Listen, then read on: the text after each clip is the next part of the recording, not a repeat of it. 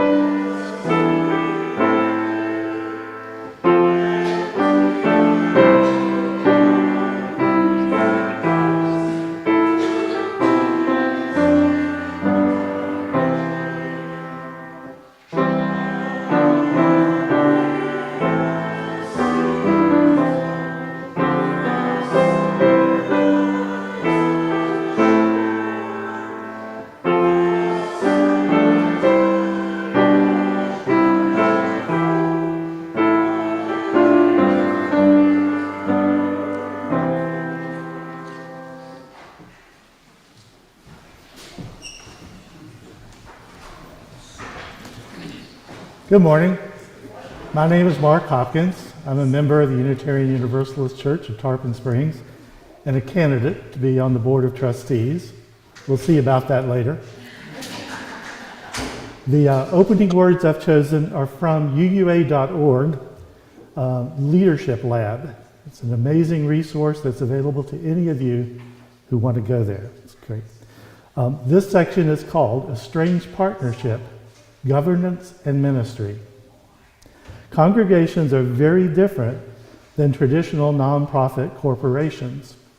Congregations are also donors that support the institution, staff and volunteers who do the work of the institution, and the primary beneficiaries of the work of the institution. The relationship between the governance of the congregation and the programs of ministry of the congregation work well when the parts work together in a partnership to serve the mission.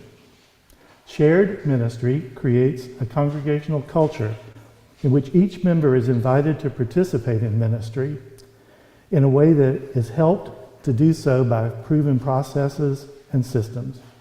It brings new life and energy to the congregation. Members learn that all people have gifts and all of us are called to use them, and to create an environment in which this can actually happen.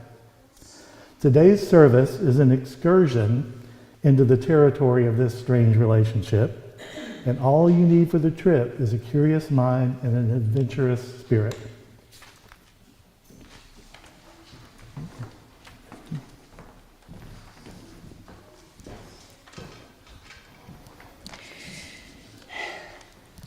We light our chalice today for Tyree Nichols in remembrance, because we are all his mothers, we are all his fathers, we are all his brothers and sisters. May we find comfort, and may his loss teach us to love one another better. May the lessons we learn from this heartbreak give us hope for the future.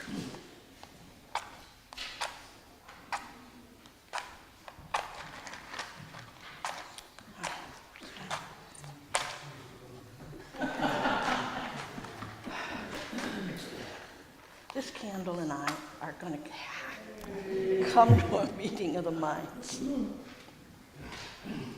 Okay. And our, oh no, we have the story next, don't we? Yes, with Judy.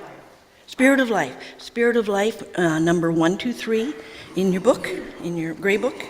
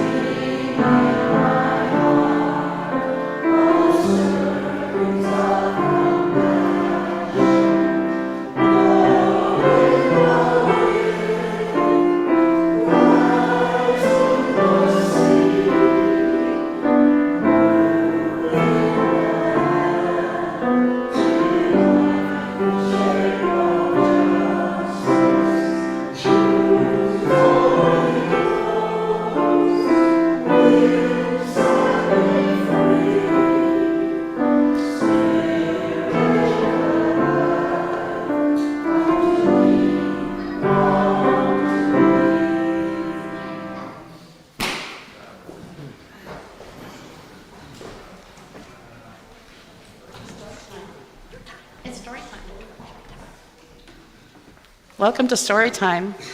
This is a story for all ages. It's called The Circles Around Us by Brad Montague. We begin by drawing a circle on the ground along each shoe. A safe little place for just one person. Nobody in the circle but you. You could keep that circle closed to everyone but yourself. But that would be like a library with just one book on the shelf.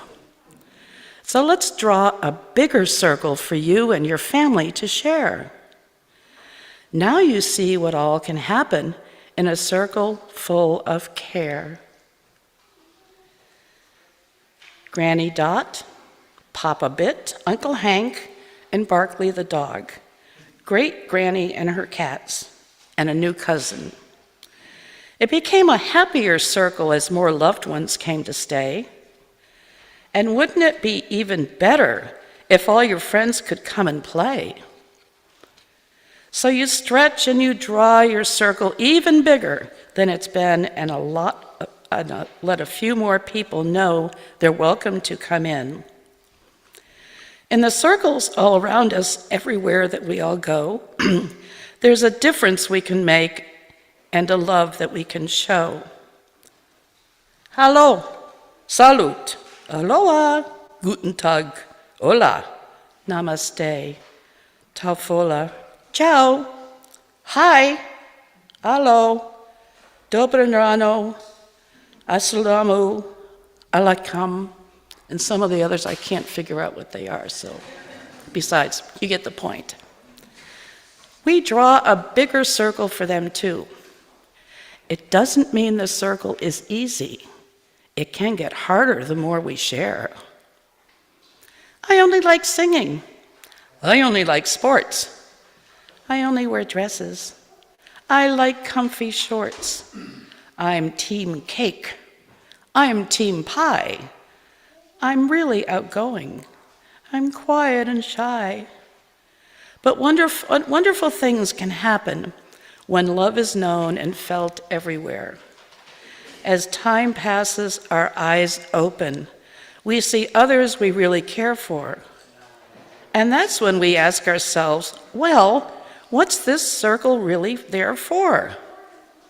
So let us create a bigger circle all around us for the rest of our days.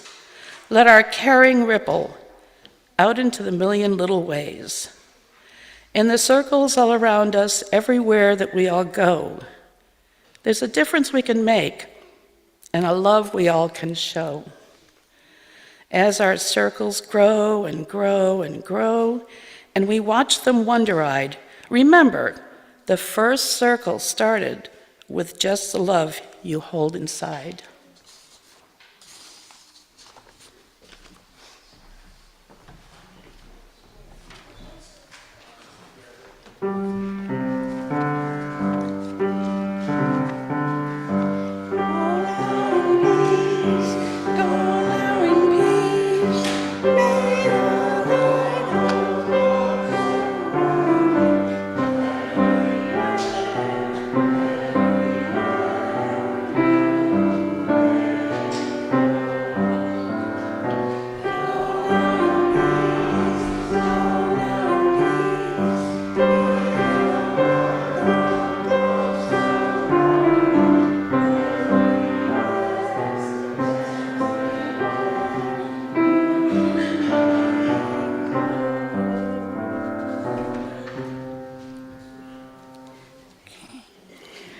We come now to the time in our service when we give an offering for the good of the church. We are a free faith, and we must sustain ourselves financially. You have three options. One, to put your offering in the plate as it comes around. Yes, we do. It'll be coming around. Another is you can mail your offering to 57 Reed Street, Tarpon Springs, Florida, 34689. Or you can go on our website, uutarpon.org, and there you'll find a donate button. Donate button that you can use. Also, there are two slips in the pew in front of you. If you have a joy or concern that you would like me to share with the congregation later, please fill it out and put it in the plate. And if you're new and you want us to get more information about you and get in contact with you, if you'd fill out the larger of the two slips. Right? Thank you.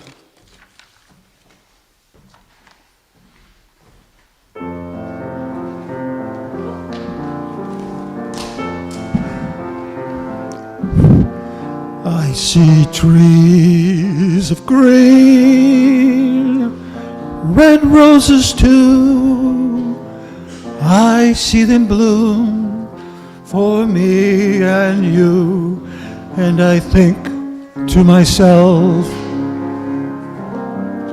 what a wonderful world.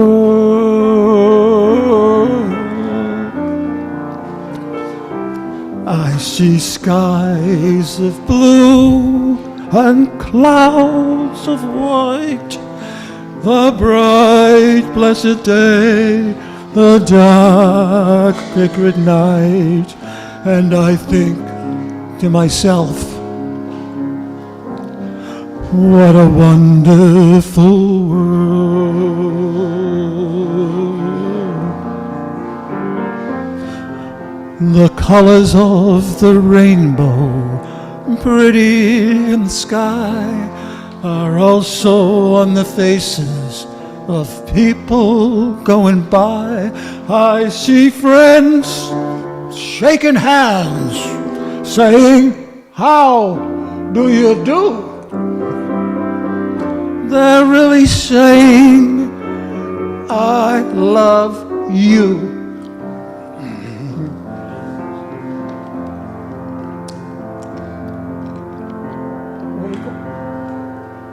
Okay. I hear babies cry, I watch them grow. They'll learn much more than I'll ever know, and I think to myself, what a wonderful world.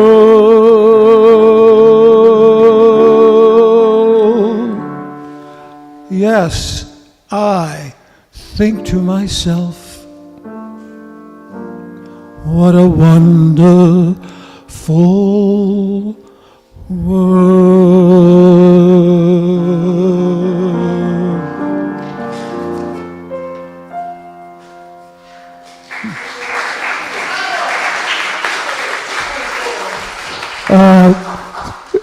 Thank you very much.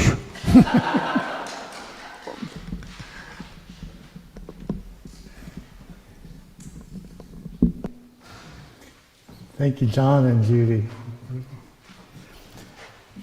Let's enter a moment of noble silence for spiritual preparation. You may wish to silently think. Breathing in, I welcome creation. Breathing out, I welcome stillness.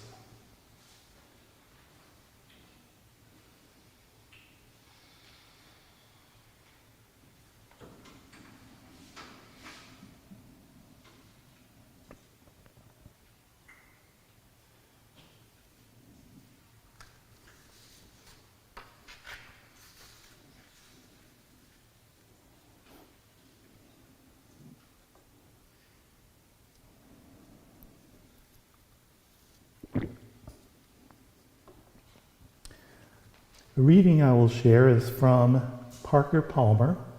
His book is called Healing the Heart of Democracy, The Courage to Create a Politics Worthy of the Human Spirit. The benefits of diversity can be ours only if we hold our differences with respect, patience, openness, and hope, which means we must attend to the invisible dynamics of the heart that are part of democracy's infrastructure. For example, we often regard tension as a condition to be relieved, not an energy to hold in our hearts. Tension can create stress, which leads to ill health, so we conclude we must reduce or eliminate these enemies of well-being at all costs. That's good advice if our stress comes from a toxic workplace, an abusive relationship, or some other assault on the mind and body. But the stress that comes from being stretched by alien ideas, values, and experiences is of a different sort. That's why some psychologists distinguish between distress, which is negative and destructive, and eustress, which is positive and a prod to growth. It's important to know the difference. Positive stress may try our patience, and yet it can help our hearts become more spacious and generous. Refuse to hold the stress of this sort, and our society, as well as our souls, will suffer from shrinkage and stagnation. We must fine-tune our instincts and expand capacities that allow us to make full use of the institutions of American democracy. Institutions that were designed for creative tension holding. When we choose to engage, not evade, the tension of our differences, we will become better equipped to participate in a government by and for the people.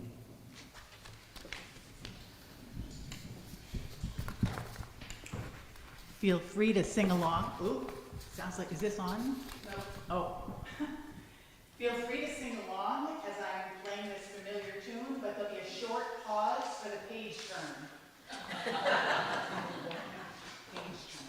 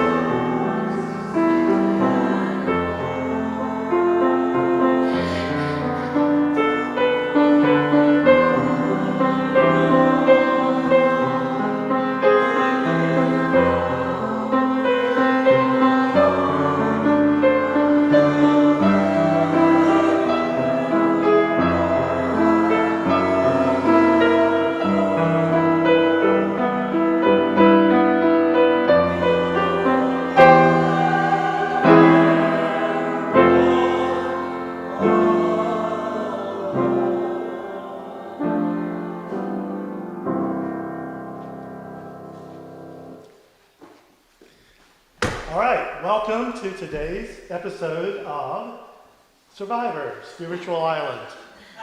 I'm glad all of you were able to manage Ticketmaster, get your tickets, and be a member of the live audience.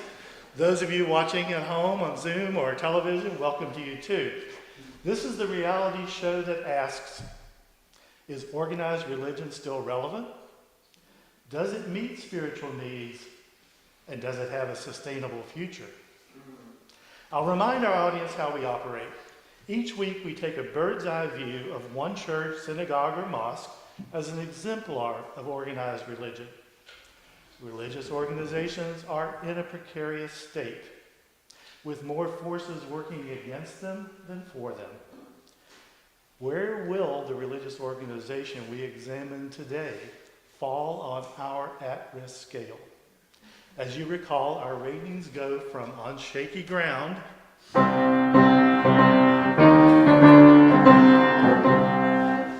to hanging in there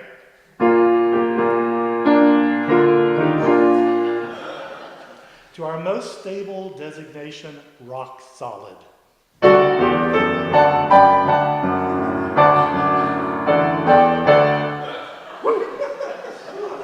Okay, to prepare voters to make a well-thought-out decision, we consider what we call the big three. Three forces that combine to determine whether a church flourishes or flounders. The big three are purpose, capacity, and connections. Purpose, capacity, and connections. We'll explain more about each force as we go along. What church do we have in mind for today? It's the Unitarian Universalist Church of Tarpon Springs. In a nutshell, what is Unitarian Universalism? According to Wikipedia, overall it's a small section of the religious landscape. It's a religious, liberal religion characterized by, and I quote, free and responsible search for truth and meaning. What do we know about this particular church, UUCTS? It's a small congregation of about 70 members, a part-time minister, a fascinating history, and is in a lovely section of Florida's Gulf Coast. Let me introduce you to the three members of UUCTS who will represent our congregation in our challenge.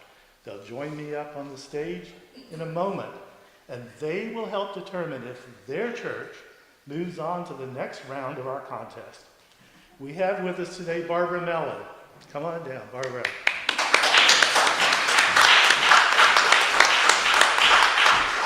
Pat Donahue. And Greg Osasco.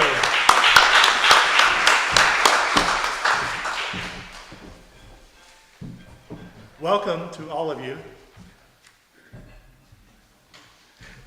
Will we have a microphone that you can pass around? No, we can use it. Okay, perfect. Okay, welcome to all of you. I am sure that your church back home is going to watch and root you on, and I hope you're ready for what comes your way. Let's begin our survey of your congregational landscape. We'll start as we always do with purpose. Does your church have unity and drive stemming from a shared sense of purpose? I've seen that you do have a mission statement, a vision, and even a covenant. But do they truly inspire and motivate? Well, let's find out more by speaking to one of our congregants. Barbara Mellon, if we start with you. Barbara, when we think of mission, we think of underlying purpose, a compass to help move forward. And vision can support a growth mindset and mobilize action. When have you seen these forces? So, two different ways. First, I've seen it when we've been keeping we started by keeping our children's service alive during COVID isolation. We're able to do online services with other churches and other programs and have our children stay involved as well in our services. Our mission and vision were catalysts to keep us focused on what was important. In addition, we've also been able to continue our Zoom and online services that we started during COVID. This has allowed us to continue to involve those who cannot be here in person, find new members and new people who are interested in learning about our church, as well as new ways to grow and involve members and friends in our services and our actions. So when we get creative and stretch beyond our prior limitations, we found the energy to do just that and maintain and grow. voters will take that into consideration. Round of applause. You paid good money to get in here. Barbara, what do you think could power up these forces for an even greater impact? Most importantly, whenever we start something new, we should be asking ourselves, how does this bring us closer to fulfilling our mission? And even with things that are ongoing, we should review them every once in a while. We know our resources aren't endless. We need to ask ourselves, what is the best use of our time, talents, and treasure to deliver on our promises? Thank you very much. We appreciate it. All right. We heard about purpose. That's great. Thank you for your time and your input. And that goes for all our contributors today. Let's turn to capacity. This is a category that takes in resources, people, time, and more. Basically, it's all the inputs that go into the machinery of making a church work. Today, we're going to hone in on the roles of leadership and the role of minister. It's my understanding that it's your annual meeting day, and you're going to be voting and electing on officials, so what better place to focus? Pat Donahue, I'd like to invite you into the conversation. Hi, Pat. Hi, Mark. Thank you for having me. So, Pat, given that your congregation is getting ready to choose leaders, when leadership roles, elected or otherwise, operate at full strength, what has your congregation experienced? When we faced our greatest challenges, like sinkholes, our leaders kept us together. They made tough decisions and created alternative paths whenever it seemed we reached a dead end. And I won't say it was always smooth, but I will say we persevered. This congregation has a remarkable talent for welcoming new people and also seeing their potential and inviting them to lean in. Thank you. Very good.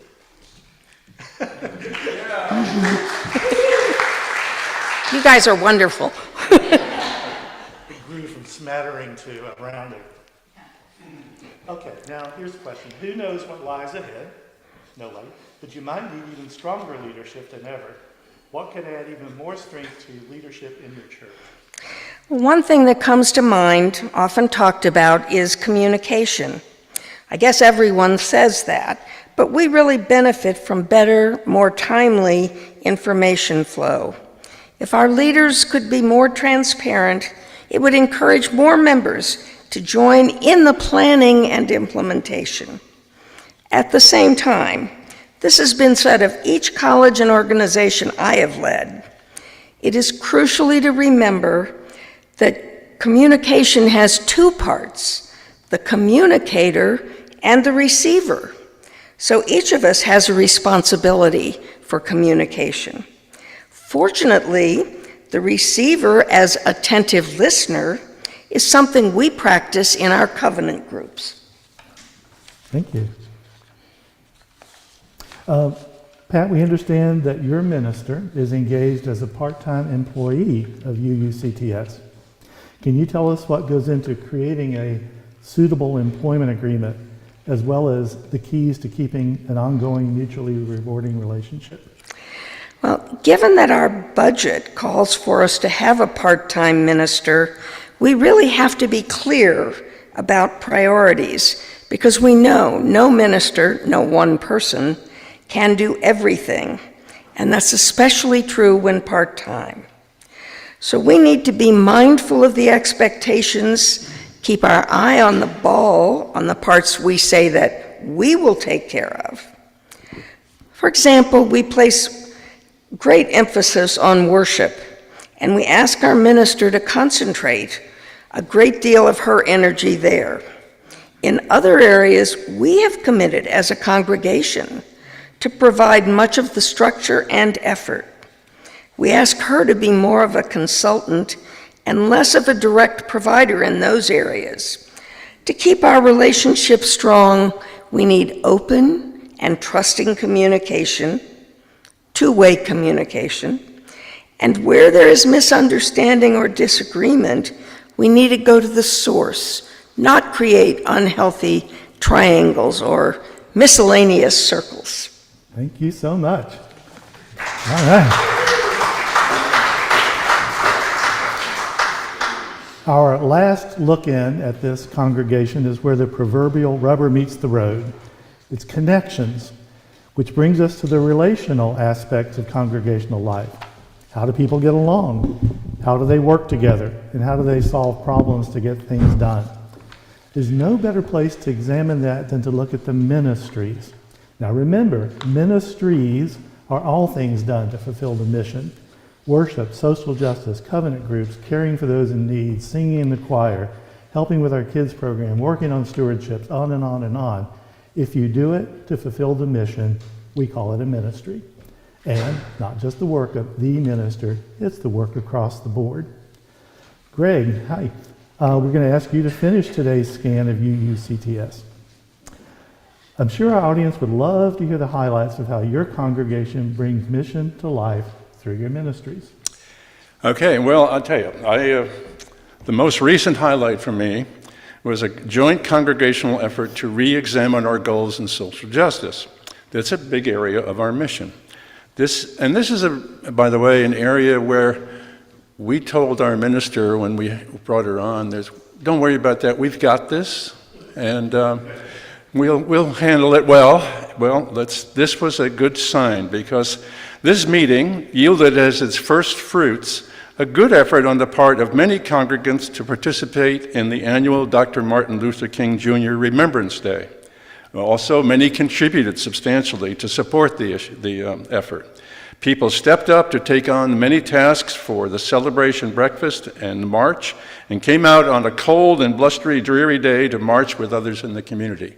I was really felt good with our new shirts, which was fun. Another mission area is spiritual growth. I think we have a good history of mutual support for spiritual growth. There's a long-standing mindfulness meditation small group ministry that brings spiritual growth and healing to many of our members, as well as many from the local community, which I think is also very important. In the last 3 years, we've established our first covenant groups, which have proven an excellent way to grow in relationship and in understanding. Thank you very much. Would you add anything more to tell us when your interpersonal connections are the strongest in life-giving? I am personally touched and moved when we act in visible solidarity. I draw strength and courage from the group when we stand up for and do what is right, promoting justice and being the love we believe in. I am equally enriched by the times we struggle together to understand what is meaningful and important in our life. Our religion is rooted and defined by our 7 principles. I love to engage, and I emphasize the 4th principle in my own life. I love to engage with fellow seekers in a free and responsible search for truth and meaning. Structured studies such as Build Your Own Theology and joint studies of the history and theology of our covenantal faith have been very important in my spiritual growth and personally life-enhancing. We extend our search for truth and meaning to the greater community through activities such as our News and Views group, which meets here every week and also online, and you're all welcome. Thanks. So Greg, I want to remind everyone that there are times in the life of any organization when the capacity to relate may well take a dip. So is there something you can think of that would power up the forces of connection to overcome obstacles that might, or probably will, someday get in the way? Well, not to make too philosophical a point about it, basically it's about commitment. Commitment is what holds relationships together. And in our church, and in the UUA tradition, it's called covenant. In my view, the first thing that typically causes a dip in capacity to relate is feeling unheard, discounted, disrespected, or unimportant, or something similar to that. These feelings are typically sourced by the offended person to an individual or group whose responses have offended them. It has also been my experience that offenses are seldom intentional. This situation is not unusual in relationships. All who have experienced important, committed relationships think marriage maybe, are well aware of the challenge that dealing with perceived offenses brings to our capacity to relate. Ours is a covenantal faith. Covenanting together is in our DNA, our earliest congregational roots.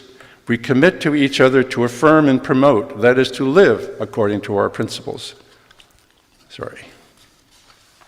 This is a very rich and meaningful and deeply personal commitment, and I try always to be aware of it as I encounter colleagues in the day-to-day activities of our work together. For me, being sensitive to and aware of our mutual commitments puts natural differences of opinion, both on important and routine matters, in a different light. I first presume good intentions. This is always a good starting point. If I feel there is a need to resolve a difference of opinion or express a hurt or a disappointment, I will address it directly, and I will address it with the perceived offending party. I will also try to use non-accusatory words, which I always call I statements, to express hurts and disappointments honestly and openly. Remember, we covenanted together to find and promote truth and meaning in our individual and shared lives. We really need each other to do this. We are all in this together. We have committed to work through this in our covenant, and we need the will to live into it.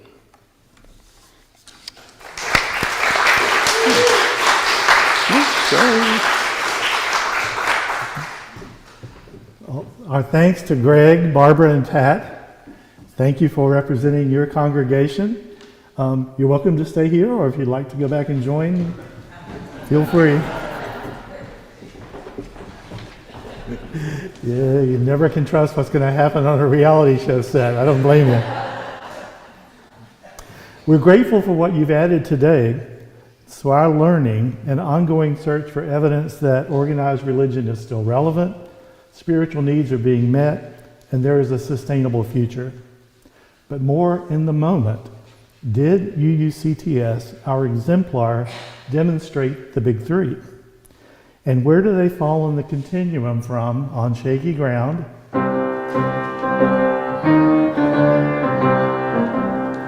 to hanging in there or rock solid?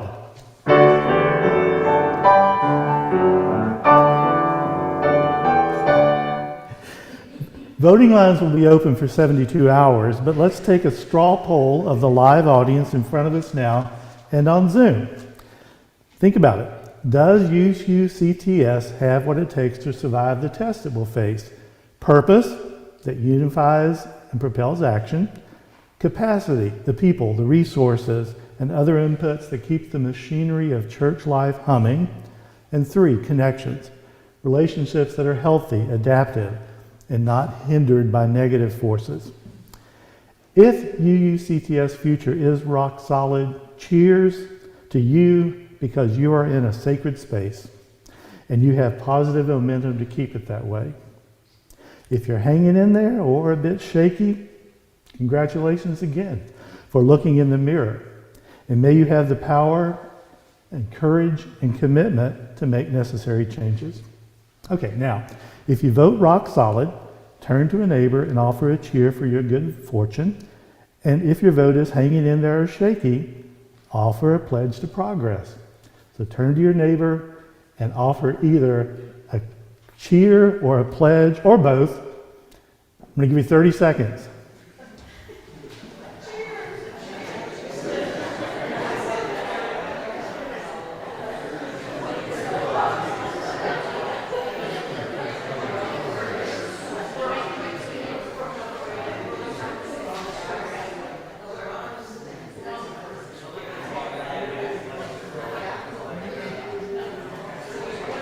Ding! Thank you very much. Don't forget those voting lines will be open for the next 72 hours. Thanks for being with us today. Join next time to learn if this beautiful church advances to the next round of Survivor Spiritual Island.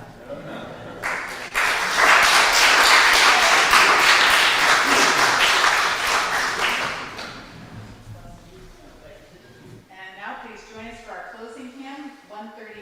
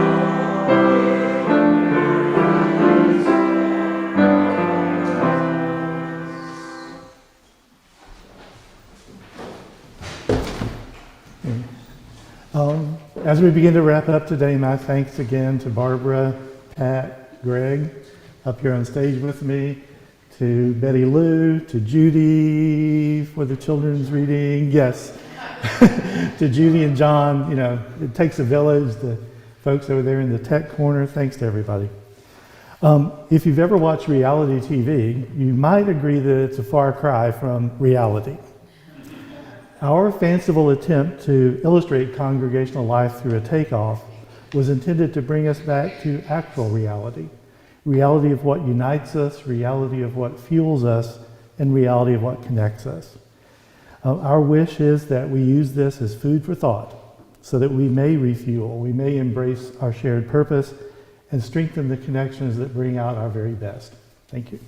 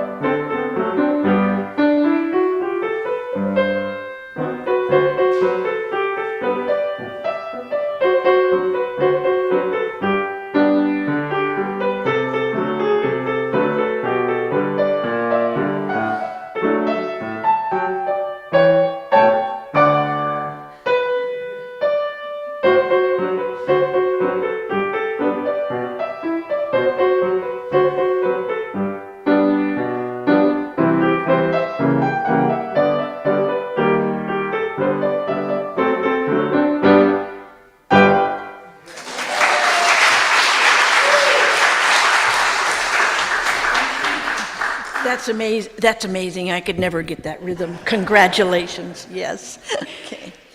We've come now to the time to extinguish the chalice, and we extinguish this flame, but not the light of truth, the warmth of community, or the fire of commitment. These we carry in our hearts until we are together again.